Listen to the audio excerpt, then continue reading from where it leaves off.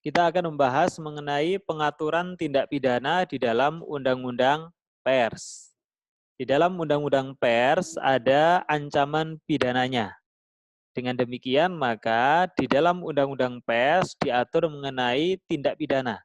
Karena semua perbuatan yang diancam dengan pidana disebut sebagai tindak pidana.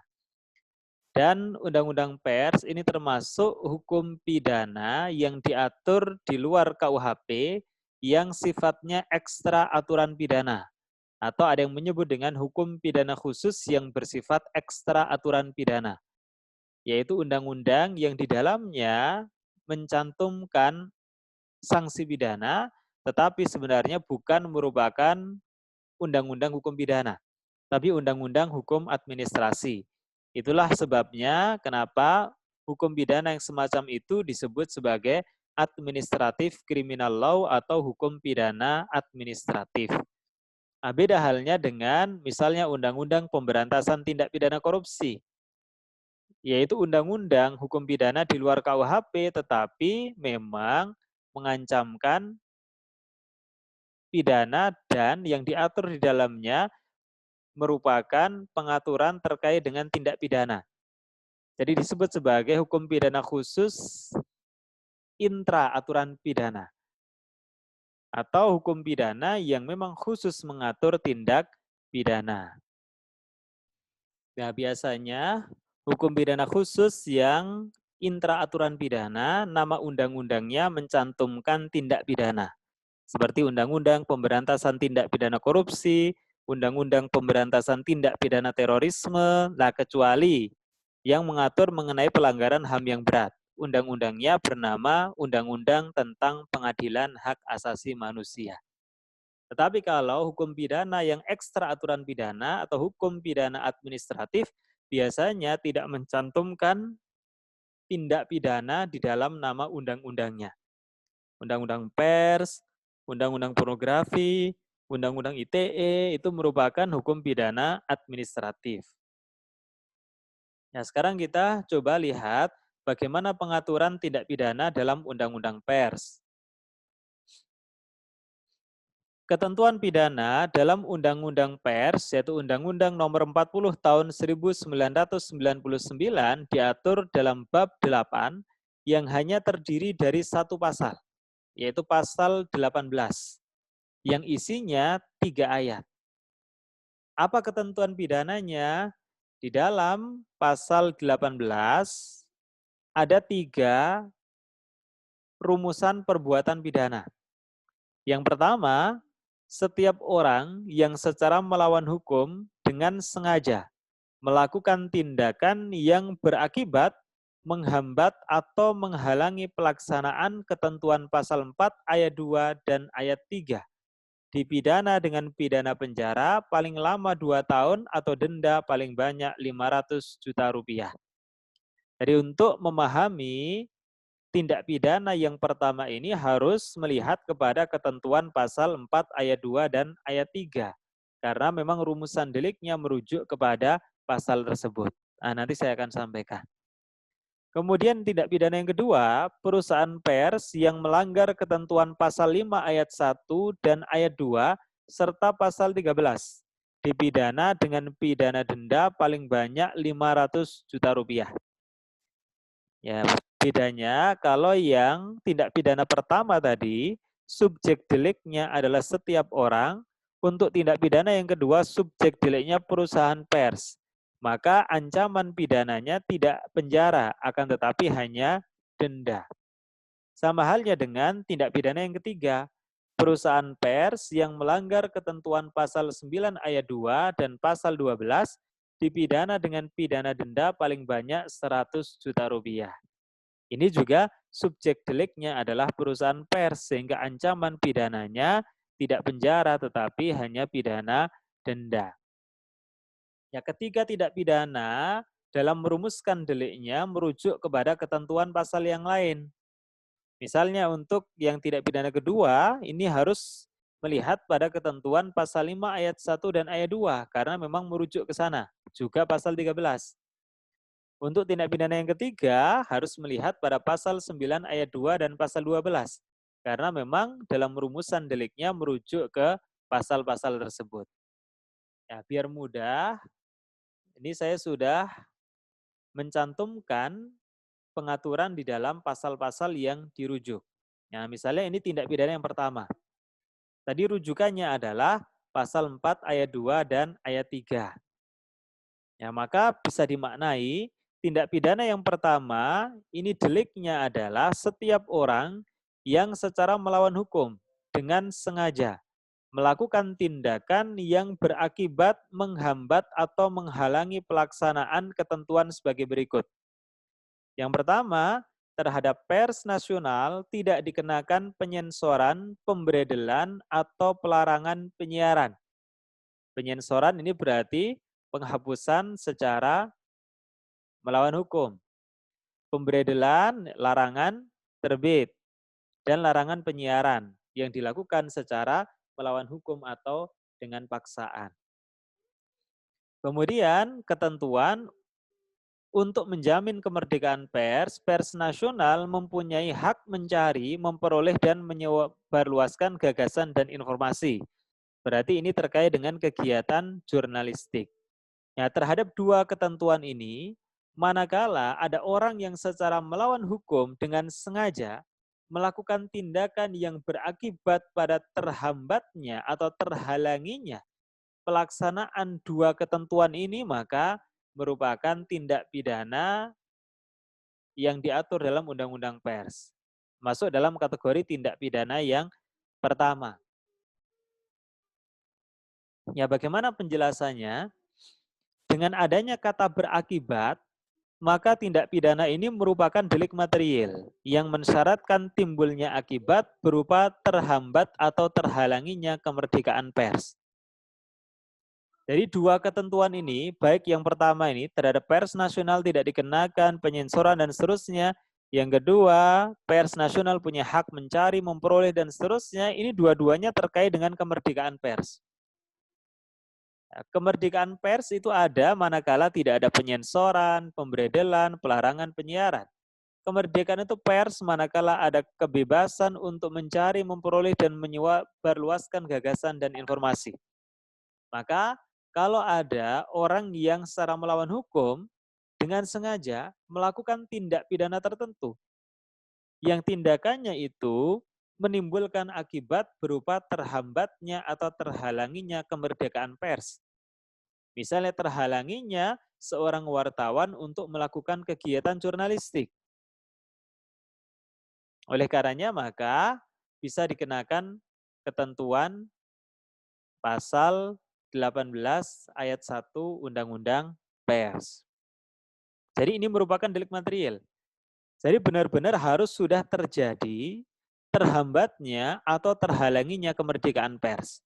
Tetapi kalau belum ada akibatnya berupa terhambat atau terhalanginya kemerdekaan pers, belum masuk dalam delik pasal 18 ayat 1 ini. Nah, tindakan yang menimbulkan akibat tersebut berupa tindakan apapun, tidak dibatasi, asalkan dilakukan secara melawan hukum atau perbuatannya bertentangan dengan peraturan perundang-undangan. Jadi apapun perbuatannya, sepanjang bertentangan dengan peraturan perundang-undangan dan dilakukan dengan sengaja untuk menimbulkan terhambatnya atau terhalanginya kemerdekaan pers, maka bisa dikenakan ketentuan pasal ini. Nah, misalnya ada orang yang menghalang-halangi seorang wartawan untuk melakukan kegiatan jurnalistik. Nah, timbul akibat terhambat atau terhalanginya kemerdekaan pers. Misalnya dalam kondisi yang sebenarnya menurut kode etik seorang wartawan itu tidak melanggar, ingin meliput sebuah berita, tapi ada yang menghalang-halangi seorang wartawan untuk meliput sebuah berita. Nah, sepanjang wartawan itu tidak melanggar kode etik, berarti orang yang menghalang-halanginya termasuk melakukan perbuatan yang dilarang dalam pasal 18 ayat 1. Jadi perbuatannya juga harus dilakukan dengan sengaja. Dolus artinya benar-benar dikehendaki, merupakan kesengajaan sebagai maksud. Artinya pelaku memang menghendaki terjadinya akibat berupa terhambatnya atau terhalanginya kemerdekaan pers. Atau bentuk kesengajaan yang lain, bisa jadi kesengajaan sebagai kepastian atau kemungkinan. Misal seseorang, dia tidak punya maksud untuk menghambat atau menghalangi kemerdekaan pers. Tetapi dia tahu kalau perbuatannya itu pasti akan mengakibatkan terhambat atau terhalanginya kemerdekaan pers. Berarti kesengajaan sebagai kepastian. Atau dia tidak menghendaki terhambat atau terhalanginya kemerdekaan pers. Tapi dia tahu karena perbuatannya bisa jadi terhambat atau terhalangi kemerdekaan pers. Tapi dia tetap melakukannya sehingga terjadilah akibat yang berupa terhambat atau terhalanginya kemerdekaan pers. Maka itu sudah masuk dalam kategori perbuatan yang dilakukan dengan sikap batin sengaja. Ini terkait dengan pengaturan pasal 18 ayat 1. Jadi kalau ada kasus misalnya wartawan kemudian ingin meliput kok dihalang-halangi, misalnya dihalangi dengan menggunakan kekerasan, maka itu berarti menghambat kemerdekaan pers, menghambat wartawan untuk melakukan kegiatan jurnalistik. Ini yang pernah terjadi dulu misalnya ketika wartawan mau meliput kasus tertentu, kemudian dihalang-halangi bahkan dengan kekerasan. Atau wartawan ingin mewawancarai presiden, dihalang-halangi dengan kekerasan. Ya, sepanjang wartawan itu melakukan kegiatan tidak melanggar kode etik jurnalistik, maka siapa yang menghalanginya itu termasuk dalam kategori pelanggaran ini.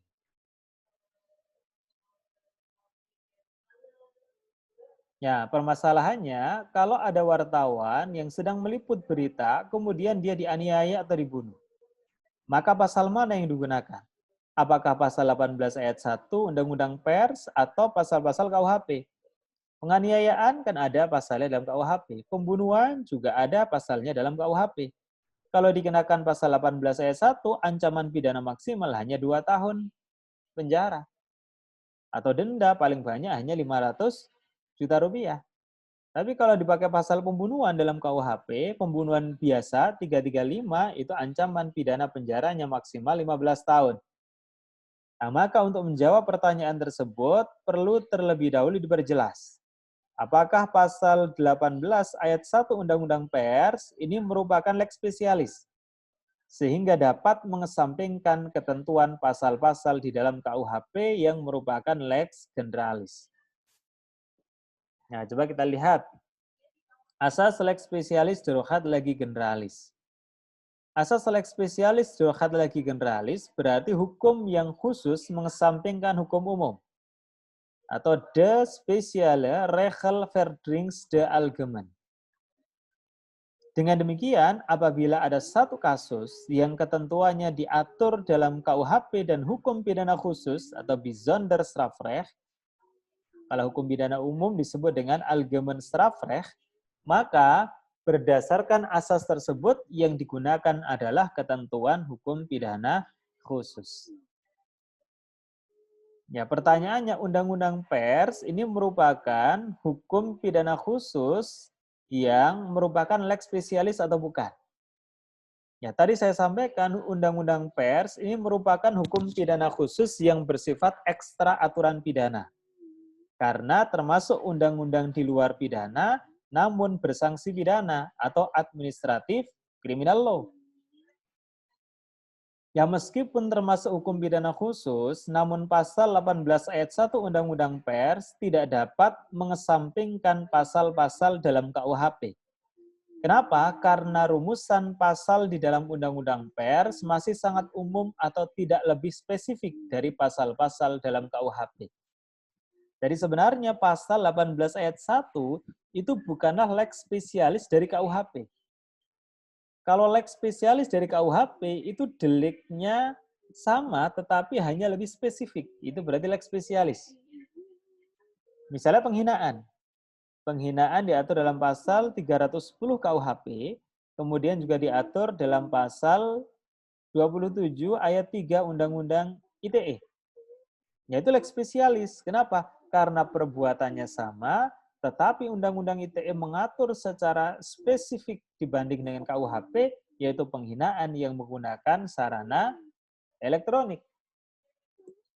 Nah, sementara pasal 18 ayat 1 Undang-Undang Pers ini bukan menspesifikkan ketentuan yang ada di dalam KUHP.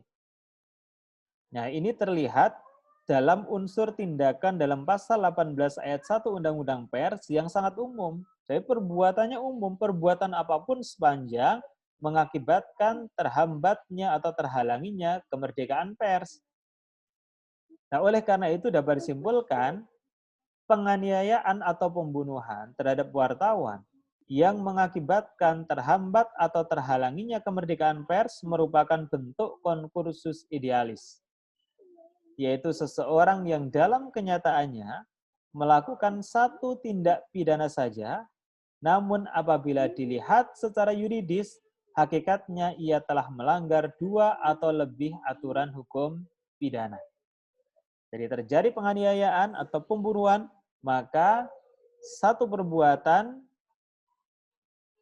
melanggar ketentuan lebih dari satu ketentuan pidana. Nah, yaitu melanggar ketentuan KUHP dan Undang-Undang Pers. Ya, menentukan mana yang digunakan, maka kita kembali ke prinsip konkursus idealis. Pemidanaan dalam konkursus idealis, dari konkursus idealis itu orang melakukan satu perbuatan tapi melanggar lebih dari ketentuan hukum pidana. Ya, pemidanaan dalam konkursus idealis menggunakan sistem absorpsi. Pidana yang dikenakan kepada pelaku adalah salah satu pidana saja yang ada dalam beberapa aturan hukum pidana yang dilanggar. Jadi, sanksi pidana yang lain diabsorb, sehingga hanya satu yang diberlakukan. Pertanyaan berikutnya, mana yang digunakan?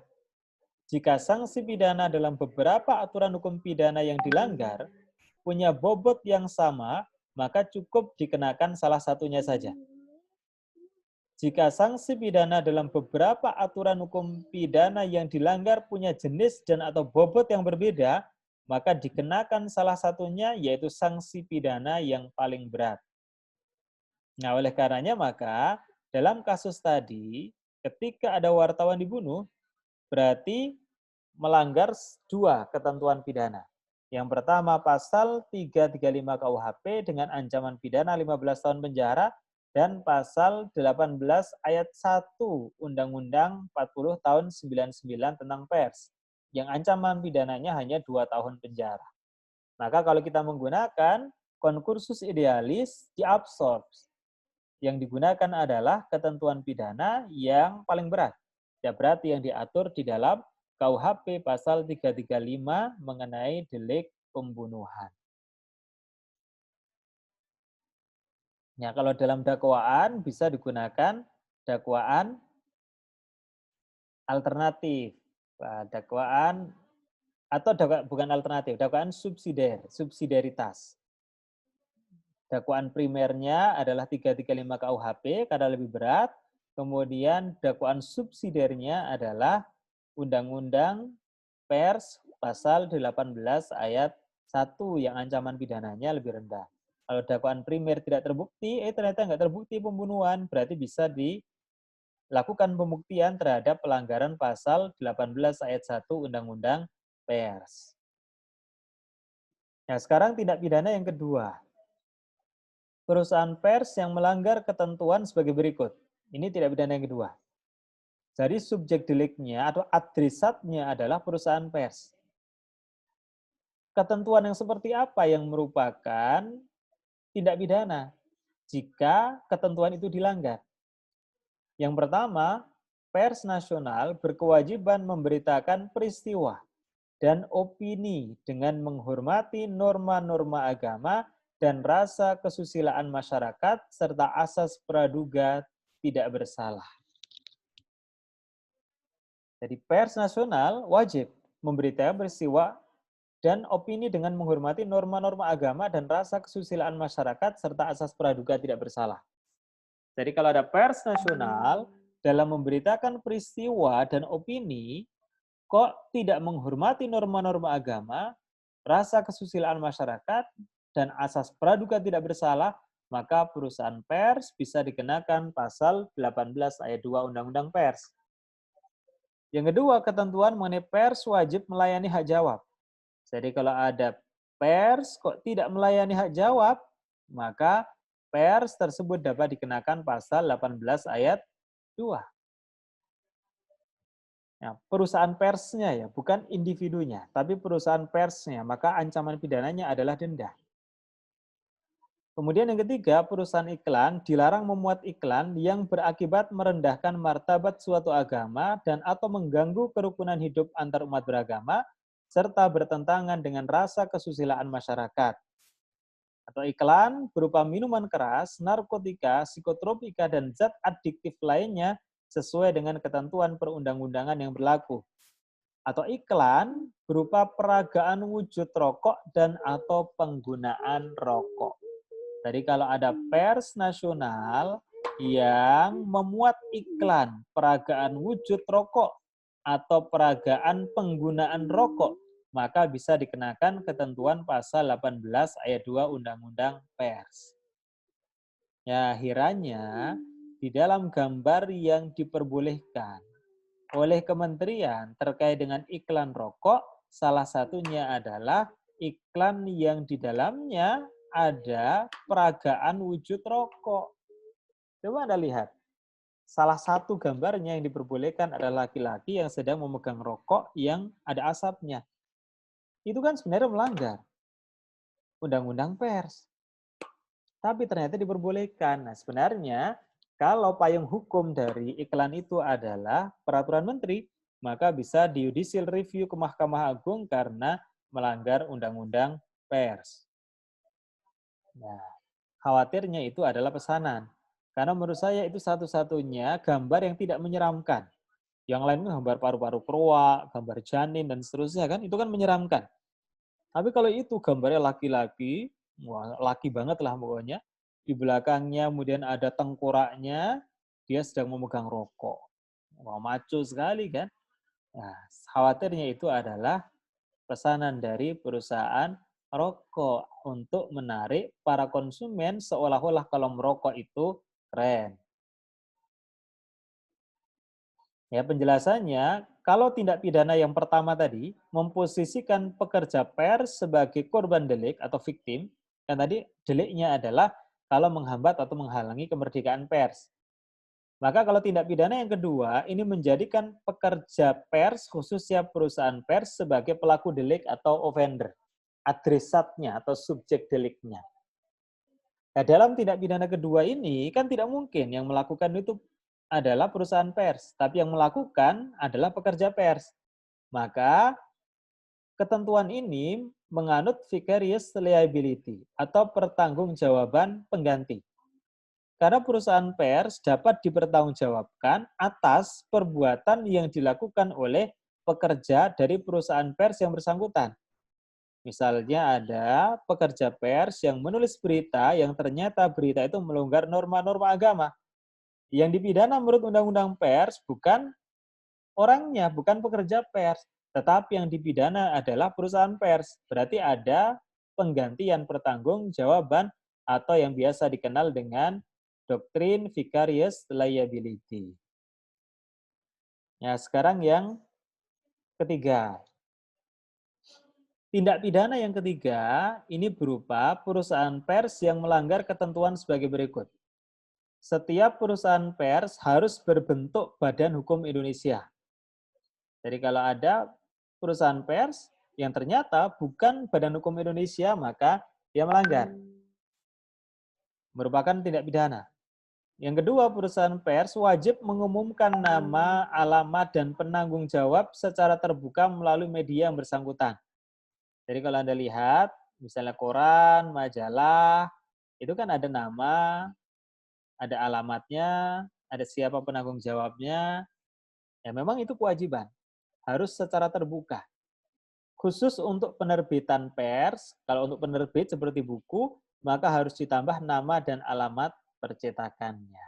Jadi bukan hanya penerbitnya, tapi juga percetakannya. Karena penerbit tidak pasti sama dengan percetakan. Bisa jadi dia hanya penerbit, tapi dicetak di tempat yang lain, dan itu harus dicantumkan.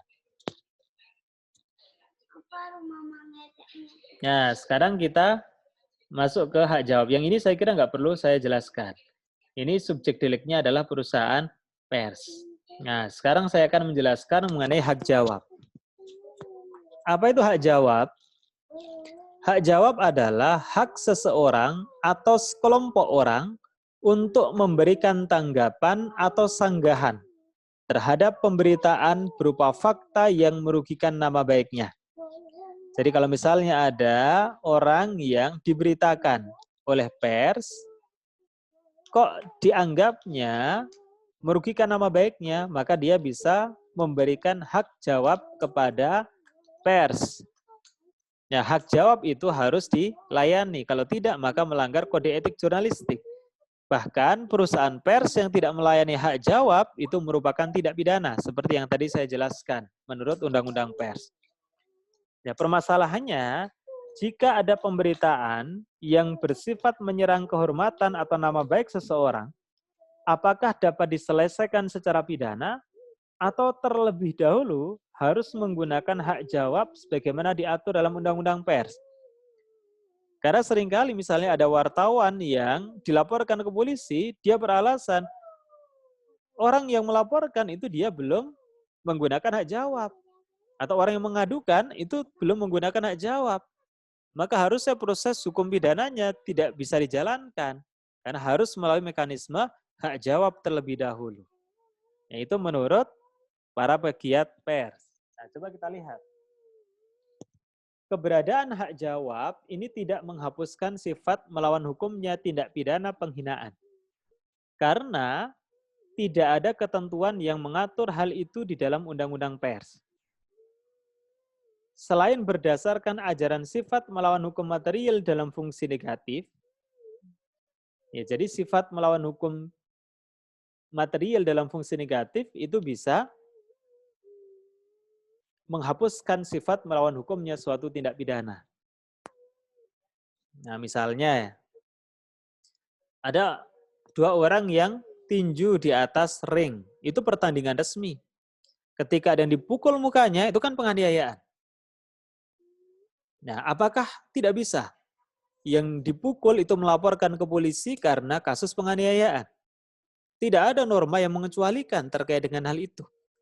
Makanya yang dipakai adalah ajaran sifat melawan hukum material dalam fungsi negatif, yaitu nilai-nilai yang hidup di dalam masyarakat menegatifkan perbuatan yang dilarang oleh hukum yang tertulis. Artinya apa? Artinya delik penganiayaan itu ada, tapi dinegatifkan oleh nilai-nilai yang hidup dalam masyarakat dalam kasus pertandingan tinju. Karena menurut nilai-nilai yang hidup dalam masyarakat, orang dipukul dalam pertandingan tinju itu merupakan hal yang lazim dan perbuatannya bukan merupakan perbuatan yang tercela. Ya, selain berdasarkan ajaran itu, kalau ada penghilangan sifat melawan hukumnya suatu tidak pidana, maka harus dicantumkan secara tegas dalam undang-undang. Ya, misalnya alasan yang dapat menghapuskan sifat melawan hukumnya tindak pidana penghinaan. Secara eksplisit dicantumkan dalam pasal 310 ayat 3 yang dulu pernah saya sampaikan.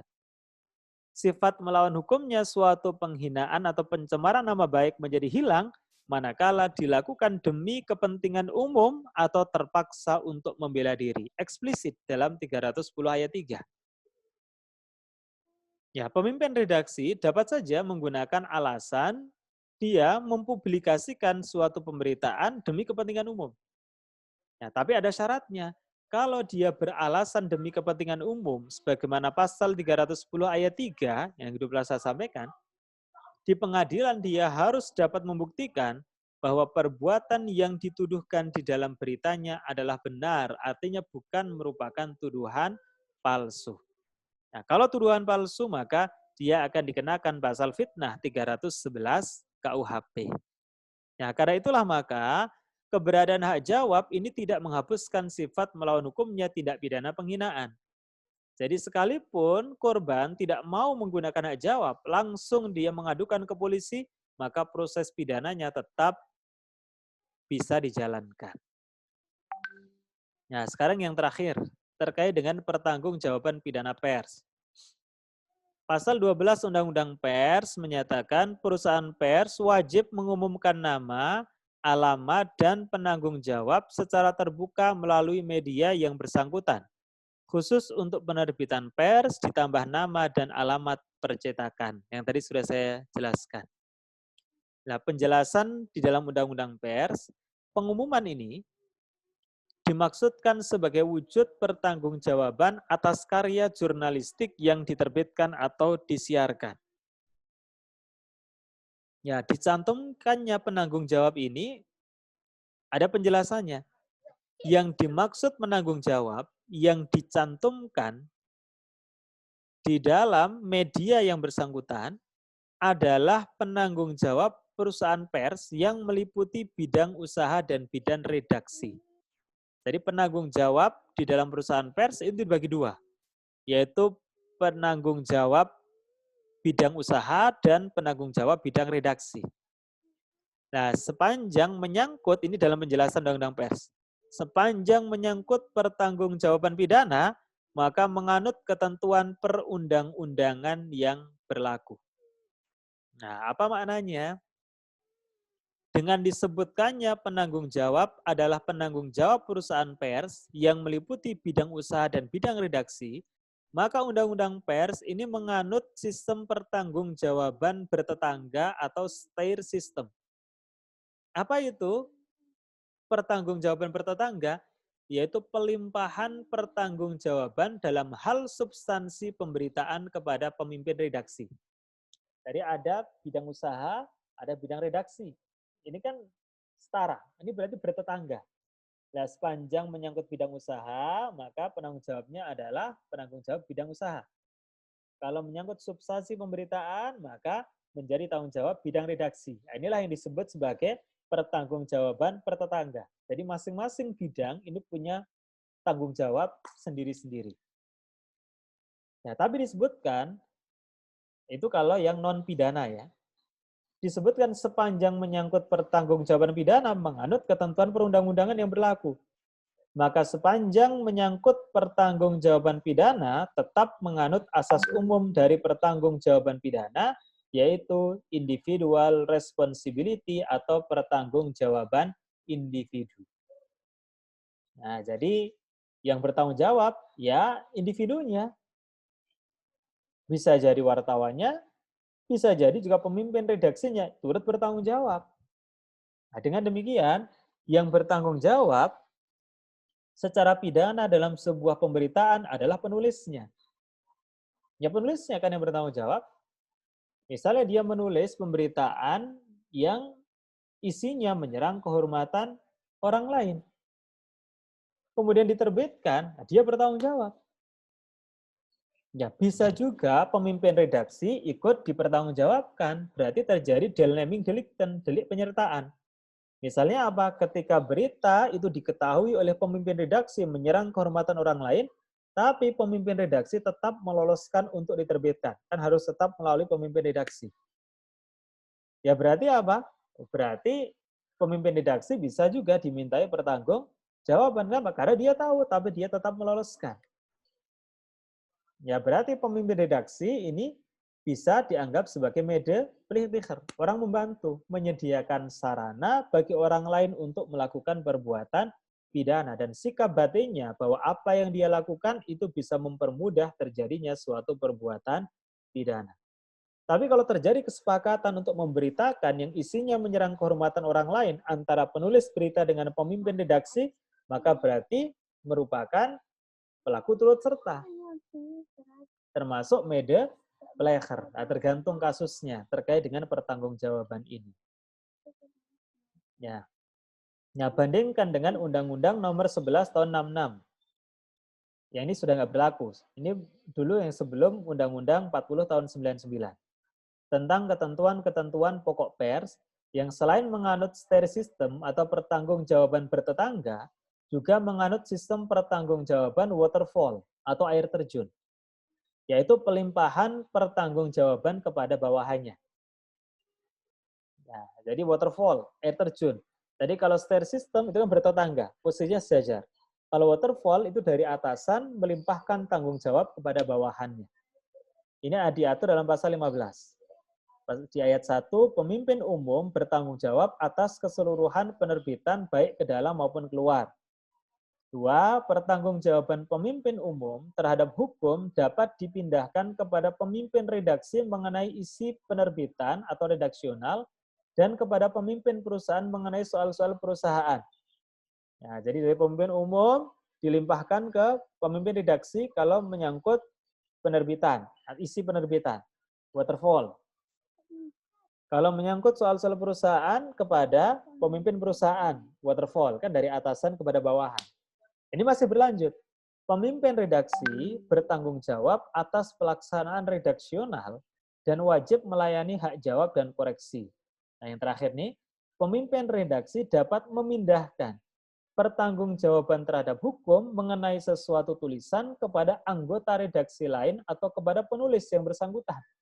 Jadi dari pemimpin redaksi turunkan lagi pertanggungjawabannya kepada anggota redaksi lain atau penulis yang bersangkutan.